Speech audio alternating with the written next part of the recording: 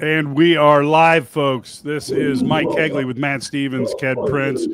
May even have Brad Sturdy stepping in for a minute here. I have to say, guys, this has been a really good performance so far by the Fighting Illini. They really should be up 14-3 at the half if you can look at what you see on replays. Matt, what's the feeling there in the Citrus Bowl? Yeah, I think this is so far through 30 minutes an extraordinary performance by Aaron Henry and the Illini defense. To be quite honest, you're holding South Carolina to 3.9 yards of play. If you can continue to do that, you'll win the football game. South Carolina's got one of the more dynamic quarterbacks in the country, and in the Southeastern Conference, in Lenore Sellers, and they've really kept him, kind of locked down and forced him, to beat them with his right arm, and he hasn't been able to figure out how to do that yet. They've really done a really good job of keeping him inside the pocket, being disciplined with their rush lanes. And I think it's been a brilliant coordination by Aaron Henry, Brett Bielema, and Terrence Jamison on this substitution stuff that you're seeing. Because, guys, this is a coordinated 5-6 player substitution that they're doing practically on every play. And it's really been frustrating for Shane Beamer and Mike Shula, who's on the opposite sideline. Mike Shula, his debut as South Carolina's play caller, really frustrating for them to try to get coordinated on what they want to do, and they want to go tempo, but they're not figuring out that if they substitute one player, Illinois has brought a game plan that says we're going to do, even a steroid version of hockey substitutions and bring in 4 or 5 different players on every play, and it's really kind of, given it's really rattled their redshirt freshman quarterback, and I think it's really rattled the entire South Carolina offense, which they couldn't figure out who was going to run the football for them anyway. With Rocket Sanders being out, they still haven't answered the question throughout 30 minutes. So, Brad, you saw a lot of frustration from Shane Beamer on the sideline. What have you been thinking about how Illinois has been playing and coaching this game? That's a great half for Illinois. I mean, I don't know that. I mean, other than the one play where they don't score on the touchdown, they should be up 14-3. I mean, and that's really and that was a bad call. We've seen the replay. We've seen that he was in and he was down before the ball got loose either. So either way, it's either down or it's a touchdown. So, that's a great half of football. They did a great job of making Sellers make reads and throw the ball into like coverages and things like that. Dink and dunk, no big plays, not letting him beat him with his legs. I mean, fantastic job of scheming. Now, I think offensively, there's openings for them. And, obviously they should have 14 points. Even the other drive, they had I thought that maybe like one call, the second down call was maybe a bad call there. But, I mean, they were moving the ball there too. So after that first drive, they moved the ball well. They just, only have 7 points to show despite that. But I'm really impressed with their game plan. I thought they've done a great job with that. I think the game plan has been great. I think Matt's right. You got to look at the job that Aaron Henry is doing, and he's growing up right before our eyes, and he's starting to get better and better. All these coaches, when you have a month to prepare, it shows you the coaches who are going into depth and to detail. South Carolina looks to be frustrated. I mean, I know they want to blame the officiating about the way Illinois is doing the substitution patterns, but they should be more concerned about why they can't move the ball against Illinois' defense, in my personal opinion, because all 4 of us have said the score literally should be 14-3. Now, the key to me to this game is how they're going to come out in the second half, because great teams make adjustments. And for all the fans out there that, are texting and tweeting and watching this game, this is what, Josh Whitman has envisioned. He has a coach that's going to give you a chance to play. Now, we don't know the outcome of this game, but people thought this was going to be a blowout, and Illinois is competing, and they're playing well, and they're giving themselves a chance to win. So I'm gonna throw something out here, because I tell you what, I have been super impressed, quite honestly, by both quarterbacks. Luke Altmaier dealt with a sack early on the first drive that, let's face it, the Luke Altmaier of the past, with that pass rush and what they are reputed to be, probably would have freaked out a little bit. No big deal. They haven't had the ball that much this half. He's still 6 for 8 with over 100 yards, and his legs have kept some things alive. And I'm going to give Sellers some credit. He has been forced to play the type of game he doesn't want to play, and he hasn't turned the ball over. I think we're seeing 2 quarterbacks actually play quite well against 2 defenses that have schemed very effectively. Matt? Yeah, I thought Altmaier. I thought that the first drive of the game that Illinois took over, it was really kind of just a let's see what South Carolina's going to do. I mean, obviously Illinois went 3 and out, and they kind of needed to see where the pressure was coming and what they were going to do with Luke. And then I thought they regrouped, and quite frankly, I think Barry got together with Luke and said, "Hey, ball's got to come out." And you saw it in the second drive. You saw it, on that slant route to Hank Beatty. 1, 2, 3, ball comes out. And I think that's been the key for Luke.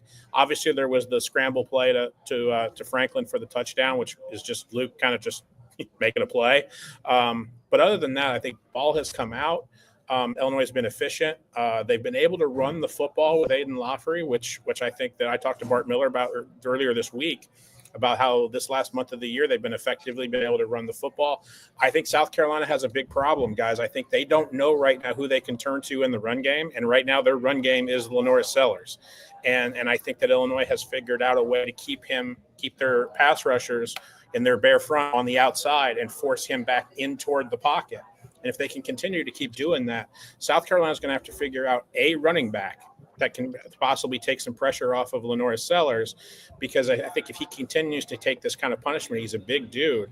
But Illinois has basically gambled on the idea that he cannot beat them right now singularly with their right arm. And South Carolina is kind of trying to figure out how their run game is going to work without Rocket Sanders. And I don't think through 30 minutes, Mike Shula and Shane Beamer have figured that out yet. If they don't figure it out over the next 30 minutes, I think Illinois wins the football game. Yeah, I would agree with that. I think the interesting thing about this is the one thing that I do have a concern about right now, and this is that whole wear down thing. South Carolina has run 40 plays. Illinois has run 21 plays, even though the yardage are very similar. I thought that they, I think that's the concern maybe. Now, Illinois does rotate their guys a lot, so they get a lot of guys in there. But you just hope they don't get worn down, and then Sellers is able to run a little bit at the end of the game. But this first possession, we're going to see what South Carolina does to counter the way Illinois has been defending them in this first possession. And then we get to see, maybe we see something a little different from Illinois. Do they come? And you saw that when they got in the red zone, Illinois brought pressure. They just didn't bring pressure outside the red zone. And so everybody's like, why are they rushing 3 or not doing that? To keep them in front of them. They don't want to let them have a big play. And at the end of the day, South Carolina has 3 points at the half. If you just said before the game South Carolina is going to score 3 points at the half, then I think most people would take that. I mean, this is a team that's on a roll, right? They won 6 in a row. So this is a really good half of football. Now, who makes the adjustment here? And what does Illinois do to adjust to South Carolina's adjustments? But I would guess that Illinois is going to do something a little bit different, especially on third down, maybe. Bring an extra rusher, bring some from a different spot, something like that, just to keep them off balance. And for me, like I said to you earlier, Brandon, and you just mentioned it as well, the first drive by both teams to me to start the second half is huge. And if Illinois can somehow score and get a 17-point lead, I mean, I'm not saying the game is going to be over, but Illinois does a really good job of ball control. And that's something that's really going to probably frustrate South Carolina, because if you give Brett Bielema a lead with 10 minutes to go or 12 minutes to go in the second half of any game, he's just not going to throw the ball down the field. This is the part of the podcast where Matt and I laugh, because this is the one time I want to see them run the ball, get a first down, run the ball, get a first down, and eat the clock up. And then you don't leave any time for South Carolina. And I can't tell you how many times I've seen Illinois do that this year. That's why to start the second half, if they could come out and get a stop and score and put another point, whether it be a field goal, another touchdown on the board, I like their chances. Yeah, I tell you what, let's also go one other point here I think is really interesting. Central Illinois recruiting. We've heard a lot about, do you really need to be good in Central Illinois recruiting? And yet let's take Hank Beatty had a beautiful play. You've got Aiden Lowry play. I mean, I could not believe the stop that he came to and then went, in another direction. That was like Barry Sanders like. He's fresh and healthy. It makes a difference, doesn't it? Exactly. Are we seeing a little bit of why Brett Bielema wants to keep him home? Now, we know he hasn't hit all of his goals there, but we're seeing that Illinois football players staying at Illinois, playing for Illinois, can make a difference. Yeah, I think Aiden has been a real big lift in the Central Illinois Power Company that Brett Bielema has built with Caden Fagan, who is here but is hurt and not playing. Mike, I also just want to say, like, to Sturdy's point, I have that fear too that Illinois' defense is going to wear down. Guys, it rained nonstop this morning, and it's like you guys have all been in South Florida, I assume. Like, it is muggy as all hell. It's 100% humidity. I imagine that they're doing this substitution pattern. They were going to do it anyway. But, like, Brett doesn't want his big people. I don't think the big people of Illinois have been on the field for more than 20 snaps. Like, they are taking T-Raw and Dennis Briggs off the field constantly. I think they're going to be as fresh as they possibly could be for the second half. The other thing I would say is I think Aiden Lawfrey has turned a corner ever since a month ago at Wrigley Field. And then, again, guys, I talked to Bart Miller about – we took the playbook and basically ripped it in half and said, here's what we're – in my right hand is what we've been doing well. In our left hand is what we're trying to do to mimic everybody else in the country so that we can look really cool. How about we just do the stuff in our right hand that we're really good at? And that was really how they turned the corner in that second bye week. They're showing that today. I also think that Illinois has blocked South Carolina up front, minus the first drive, really, really well, and ball has come out for Luke. So I think offensively they have a good plan as well. The last thing I'll point out is Beamer ball has been an absolute failure through 30 minutes. Shane Beamer and his dad were known for special teams. Well, the kick return didn't go as well as they had hoped because I think they thought they were trying to get a free ball and a free turnover on the drop kick. The first punt return, Ryan Mead got jacked in the back, and South Carolina almost lost the football because that was a live ball. And then I'll even count the fake field goal that they kind of ran, the jump shot pass that they threw. Ryan Mead had made a beautiful play to cover the middle of the field. And then at the end of the half, they doinked the field goal off the upright. So, you talk about Brett Bielema's keys, run the ball. Illinois has effectively run the football as well as they probably thought they could. Stop the run. Lenoris Sellers hasn't broken anything in the run game. Cover kicks. Illinois has been really, really good on special teams and a lot better than South Carolina. So I think Illinois has gone 3 for 3 through 30 minutes. If they can keep it up, they'll win the first bowl game in the program since 2001. Even longer than that. 2011. First bowl win since 2011 for Illinois. They're 30 minutes away from it. It's because they'll Bielema's 3 keys. I think they've gone 3 for 3. Right? Yeah, talking about your Central Illinois thing, they get an Irwin next year. How about Braden Trimble? And they're hoping they get another one the following year in J.C. Anderson. So holy cow, that would be huge. Hank Beatty's. I thought Hank Beatty showed up big. He showed some. He's got that quickness coming in out of those cuts where he can get open and create that. And I thought they're using him a little bit. I mean, not as much, but a little bit like they used Isaiah in that scheme. Now, and honestly, I thought Hank was in the end zone on this touchdown too. I thought he got the pylon. So I was going to ask. We can't tell, but I thought they should have reviewed that because it looked like he was in. But I think they thought he's 6 inches. They're going to score anyway. It's first and goal, right? So, but yeah, I thought he was in, and so Hank's been great. Matthew Bailey's the other guy from Moline, right? Maybe not Central Illinois, but boy, he's been huge today. So ton of kids homie. Gets homie there. But it's been great. I mean, they can recruit. You can get some good players. I mean, I'm not saying all of them are going to be there, but they also have a guy coming from Moreau Forsyth who's a little bit under the radar a little bit. So we'll see how that pans out too. So yeah, I like what Brett Bielema does in state. Can you guys – I know both teams have players out, but could you imagine if the game plan would be different if Pat Bryant was playing? Would the score be different? That's the bad thing about these bowl games is that you see all these players opt out of, the game before this one, the Michigan and Alabama game. I mean, I get the fact that this whole NFL thing and they want to protect themselves, but I wish there was something they could do differently because, Zachary Franklin is great, but Pat Bryant just was special this year. So it would be nice, to have everybody there, but I know it's not going to happen. Hey, guys should play in the bowl games. They get paid more in college than they do in the NFL now. I mean, what's it? Yeah, and it's guaranteed money. Kind of. Exactly. That's crazy. He played for basketball, Florida State. Well, Ken, he's here. Pat's here, and if you want me to take a picture with him, I can. He's on the sideline today. I think also Illinois made the trade that I think that they'll take 100 times out of 100, which is we'll sit Pat Bryant if you're going to sit Kyle Kennard and Rocket Sanders. I think that's been a major issue for South Carolina is that they have not been able to rush the passer the way that they want to without Kyle Kennard, and they have not been able to run the football without Rocket. So I have to say, if South Carolina and Alabama are playoff teams, then Illinois is a playoff caliber team, it looks like to me, and so is Michigan. So there we go. So I guess we need to expand the playoff to like 32 teams because don't give anybody any ideas, Brad.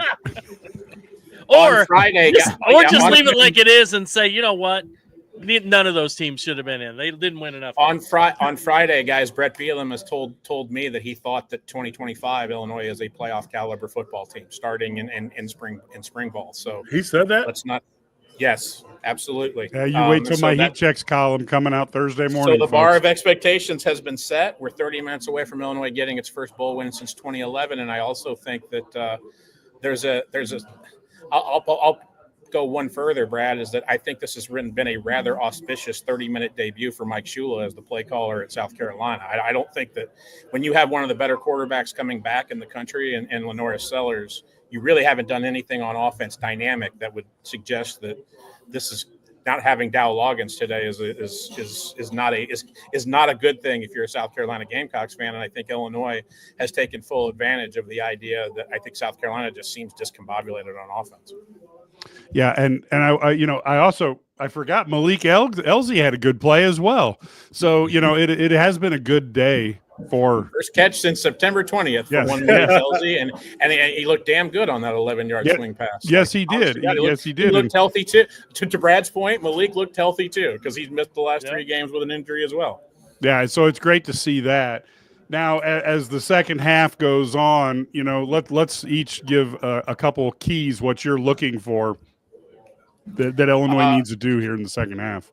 Yeah, quickly, I was really, really interested to see if Seth Coleman was going to get in this football game. It doesn't look like that's going to happen. He did dress. He was active in warmups. I just don't think Brett Bielema wants to push it because he has a Senior Bowl invite. But he did try to give it a go, and I did watch Seth go through warmups. So he might try to go in the second half, but I think Illinois has rotated in a lot of their guys. I think the key, guys, is that I think they need to be able to run the football. The touchdown drive was the 6th longest touchdown drive that Illinois has had this season. If they can continue to do well on third down, and I thought Sturdy made an excellent point. When the field gets condensed in the red zone, that's when Aaron Henry feels more confident about blitzing. When it's from inside the 20s and the 20s and there's a lot of open field, Illinois doesn't feel good about that because open field for South Carolina, they have a lot of dynamic athletes that they can't account for. I think you're going to continue to see that. I think Aaron Henry is going to be real aggressive on third down. You're seeing that Rabbits package where like Kiana Ogaloga is now at nose tackle. And I think you're going to see him be real aggressive with Illinois' speed on third down and what they do. But I think South Carolina's got to come up with a dynamic game plan in the run game. Otherwise, I think Illinois wins the football game. I think the big key is Illinois got to score points. They can't win with 7. They got to be able to get to 20 points, I think, to win this game. And I think if they do that, they'll win. And that's where that's got to be their goal. For me, they got to come out and they have to get off the field. 3 and out. If it's not 3 and out, get off the field. Then you have to score right away, and then you get another stop. And like I agree with Brad, I think the game is there, but you have to continue to make adjustments. Yeah, and we're being pointed out now. I have not fact checked this, but we are pointing out that this is the crew that made the Utah AD come out and say how bad the refereeing was, and got himself a $40,000 fine. Good. So they're not good. So. Yeah, and yet on the broadcast they're trying to sell us that this is an all-star crew from the Big 12. Wow. As we look at this, we're just about ready to start the third quarter, so we're going to go away from this. Thank you, everybody, for coming on. We will have an IlliniGuys live post-game show as well with Brad, Ked, and I, and then we'll have Matt come on a little later. It's always weird to try to time that out, but we'll try to do our best to get you at least 1, maybe 2 live shows after the game. Okay, folks, until the end of the game, go Illini.